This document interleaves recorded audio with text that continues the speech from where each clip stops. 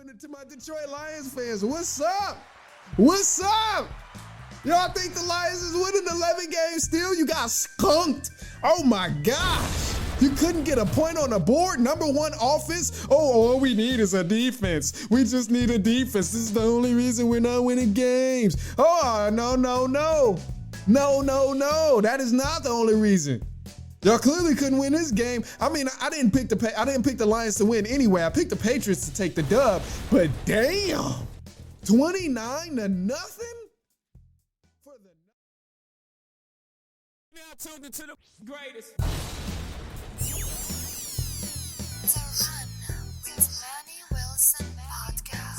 The Run with Manny Wilson podcast. The best sports podcast there is. Yes, sir. What's up, everybody? Welcome back to The Run with me, Manny Wilson, all the way from Detroit to Chicago to your speakers and headphones, and you are listening to the best sports podcast there is. Now, look, man, I got some NFL takes coming up in just a second, but you know, right away, we got to get to the punch, right? We got to get straight to the punch. And my whole thing here, really quick, because I'm not going to hold you on this. The situation is not as big as a deal as everybody is making it. I'm sure this isn't the first altercation that's happened, but this is the first time that the video has actually been released. So that's why it's such a big deal. But my whole thing here is don't knock if you ain't ready to buck. Please. Don't knock if you ain't ready to buck. And what I mean for that, for those who don't understand what I mean, is don't do all that tough acting if you're not ready for the tough response. People are calling this a sucker punch, and it wasn't no damn sucker punch, all right? Because you do all this pushing and shoving and talking, and then Poole put his hands on Draymond first. And that's something you don't do. If you put your hands on somebody, you got to be ready for the retaliation that they are going to give you.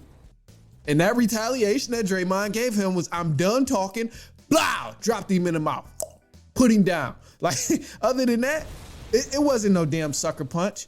Now, was he wrong for doing that? Yeah, he didn't have to drop him like that. He didn't have to put him down like that, like he did. But I mean, he issued an apology. It was a sincere apology as well. But the fact of the matter is, too, the video should have never even been out in the first place. I think this here just shows that difference in era as well. Because back then, when people was doing whatever in practice, nothing came out. You don't see the video and stuff like that. That stuff stays in-house. And it's the same with this Draymond Green situation.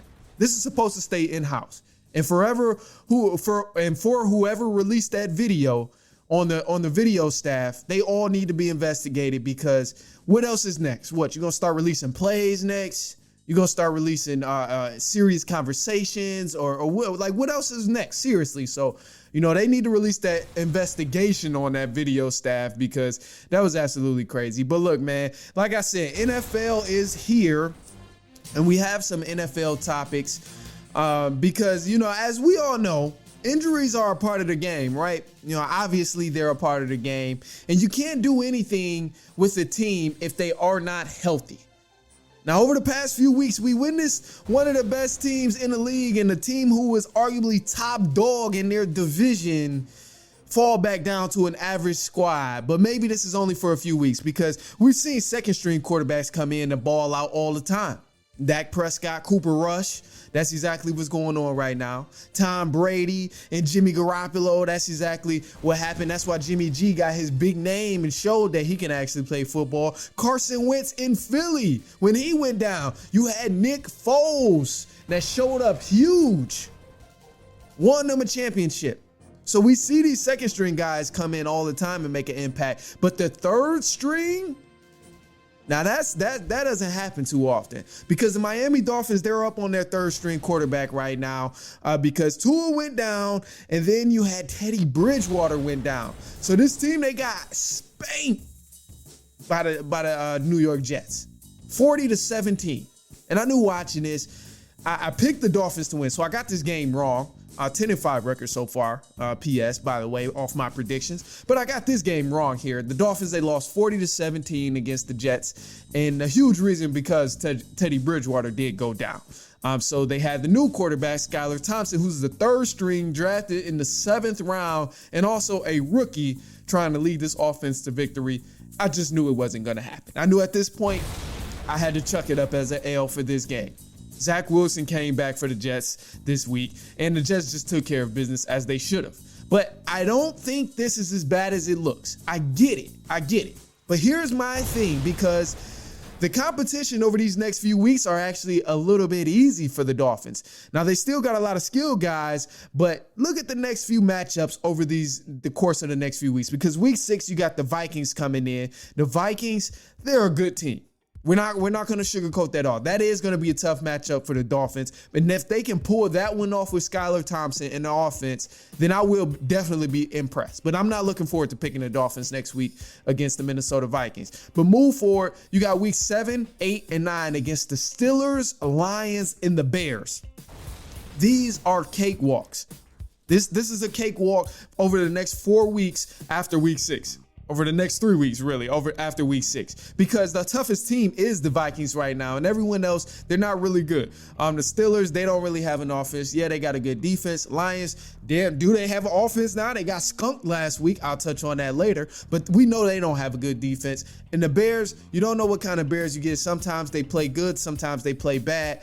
They almost stole a win this week, but they didn't have it. In 2 of the 4 matchups, based on the skill guys, the Dolphins still have an advantage. So I get Tyler Thompson, or Skylar Thompson. He's not the biggest name right now. And I will say, though, he has history of winning. When he was at Kansas State, he was one of the most winningest quarterbacks there is there. So, I get how the scenario can look, a third string quarterback coming in to do his thing. But also, this is a hell of an opportunity for this young guy to come in and prove what he is about, prove that he can win. And he has the help to do it. He has the offense to do it.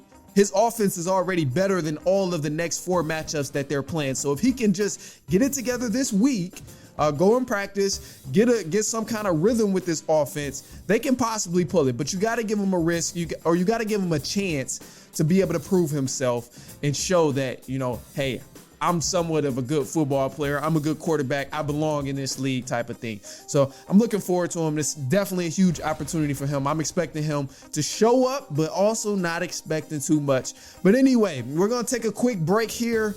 We got so much more coming up, man. Some quick takes and some recap of week 5 in the NFL. I already told you I got that 10-5 record so far. So we're going to break down some of those matchups. But we'll take a quick break and we will be right back.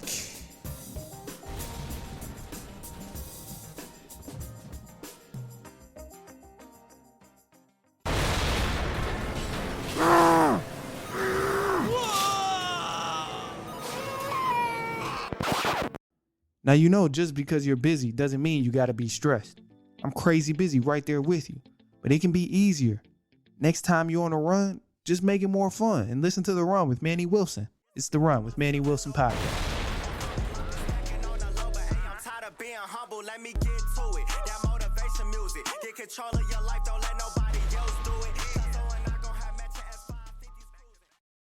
Now tuned into the greatest.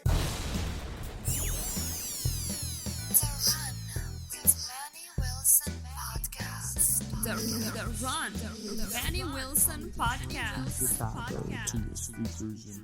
The best sports podcast there is. Yes, sir. What's up, everybody? Welcome back to The Run with me, Manny Wilson. Let's do it. We got some quick takes here for you. Now, I mentioned my record so far in this week of week 5 is 10-5. We still got the Chiefs and the Raiders coming up, and I'm predicting I'm gonna be 11-5. Come on now, I picked the Chiefs, and if the Chiefs lose this game, then it just wasn't meant for me. But we good. This is already an improvement from our past few weeks. This is great. So 10-5 right now is already better than last week. And I got a question for you guys, because y'all still think the Lions is gonna win 11 games? Y'all still think the Lions gonna win it? To my Detroit Lions fans, what's up? What's up? Y'all think the Lions is winning 11 games still? You got skunked. Oh my gosh. You couldn't get a point on the board. Number 1 offense. Oh, all we need is a defense. We just need a defense. This is the only reason we're not winning games. Oh, no. No. That is not the only reason. Y'all clearly couldn't win this game. I mean, I didn't pick the Lions to win anyway. I picked the Patriots to take the dub, but damn. 29-0? for the #1 offense. I knew the Patriots was gonna win, but goddamn, I didn't think they was gonna get beat like that. This is the 3rd straight loss for the Lions, and my whole thing here is, if the team can't score and they can't play defense, what is really separating this team from the Lions of 5 years ago, and last year, the year before that, and the year, and so on and so on, as history has been repeating itself, as I said was gonna happen? What is the difference? Because I see no difference. This team can't score, this team can't play defense. That's exactly what's been going on. Yeah, I'm glad I got this game right, but hey, I told y'all wasn't winning no damn 11 games. It's not happening. Y'all was crazy for that. More particularly, Vinny was crazy for saying they're winning 11 games. And there was a couple people on my Instagram feed who commented and said, no, he's not crazy. He's right. This caller is correct that they're going to win 11 games. And it's not happening. I can't even believe y'all tried to argue that with me. That is ridiculous. That was absolutely ridiculous. But all right, let's do another game. The only thing popping with this game, last thing with the Lions, the only thing that even changed between now and the last 5 years of the Lions is they had a damn Hard Knocks feature. That's it. Other than that, nothing else has changed. They still the same old Lions, as people be saying. SOL. Yo, I can't believe y'all. All right, let's do it, man. I'm sorry. I know I said I was leaving the Lions, but it gets better. It gets better because y'all talking about 11 games. Real quick. But these next few matchups in Detroit are just as tough. No, they're more tough. Actually, y'all got the Cowboys at home. The Cowboys defense is about to tear y'all up. It's about to be nasty with them. The Miami Dolphins in week 8. I'm sure they're going to have Bridgewater or Tua back by then. And then you got to see Green Bay. Oh, my gosh. It's looking so bad for y'all in Detroit right now. Oh, my goodness. All right, that's it with y'all Lions. I'm done. I'm not talking about y'all no more. It's a wrap. All right, now the rush continues for Dallas. Dallas is still winning ball games here. They're doing their thing. They beat the Rams in LA as I predicted. I got this one correct. They won 22-10. And the Cowboys, man, they're just a nice team. They're a nice team right now. And I would love to give this win on Cooper Rush, but obviously I'm a realist about the whole situation as well. Dallas defense won this game for them, and the run game won this game. Cooper Rush did his thing protecting the ball, as he's been proven to do over these last few weeks, but the defense really won this game. They forced 2 fumbles. They got an interception, 5 sacks on Stafford. Like, what the hell was the Rams doing? Rush didn't do too much, but the Cowboys, they're a complete team. And as for the Rams, these guys, again, they're not the same Rams. Stafford might as well go back into Detroit, pretty much. He can help this team out. He can help the Lions out again. But yeah, the Rams are looking real 8-8-ish. That's about it for them. And I got this prediction correct as well. And next week, man, the Cowboys, they go on to play the undefeated Eagles. So that's going to be a nice game there. I'm kind of excited about that. Now, look, let's go to the next game because my Atlanta Falcons, we got shot out the sky against the cheating Buccaneers. They gave Tom Brady one of those calls. I'm sure it happened to your team plenty of times by now. But, as they do, they give Brady one of those calls where it's like it's only fit for Tom Brady. Any other quarterback, that shit is not happening. That's what happened to my Atlanta Falcons. And this is funny too, because I wanted the Falcons to win, but I don't pick the Falcons often when I know they're probably going to lose. I picked the Bucs to win, so I got the game right, and they won 21-15.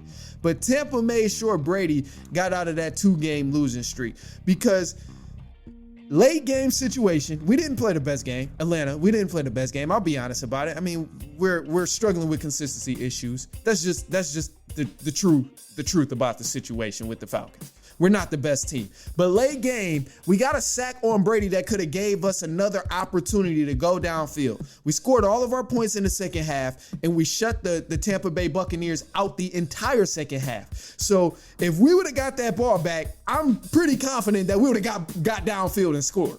At least the opportunity. We would have got downfield, and even if we didn't score, at least we made the game that much closer. But we didn't even get the damn chance. The refs ain't allowed it. So my thing, that's just messed up right there. But I'm not going to dwell on it too much, especially because I got the pick right. So whatever. Last thing with the Atlanta Falcons, we got to get these consistent. We got to get consistent in the offense and defense. I like some of the combinations I've seen from the defensive line in the second half, but ultimately we're not consistent with the intensity and just the level of play from offense and defense. From offense, I see the skill guys. I see our running backs. I see our running backs doing their thing. They're balling, but the pass protection is not there for us. So we can only do so much and be such a great team if we're not consistent in all areas of the field. And obviously, too, skill guys. I want more skill guys on this team. That will help us open up a passing game as well, because Mariota, he can throw a little bit. Yeah, he can throw like that. Yeah.